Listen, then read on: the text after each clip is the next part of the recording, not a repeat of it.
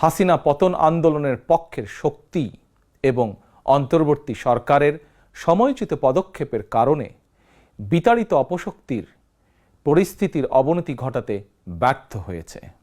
কিন্তু তারপরেও তাদের ষড়যন্ত্র থেমে নেই। কিন্তু গণ অভ্যুত্থানে চেতনা ও লক্ষ্য সুসংহত করতে হলে বিতাড়িত গণবিরোধী শক্তিকে আইনের মুখোমুখি করার পাশাপাশি জনগণের রাজনৈতিক এবং অর্থনৈতিক ক্ষমতায়ন অত্যন্ত জরুরি।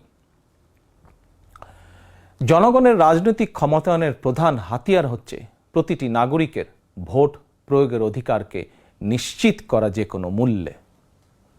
প্রিয় দেশবাসী, ক্ষমতার পরিবর্তন মানেই আমার কাছে শুধু রাষ্ট্র ক্ষমতার হাতবোতল নয়। ক্ষমতার পরিবর্তন মানে রাষ্ট্র এবং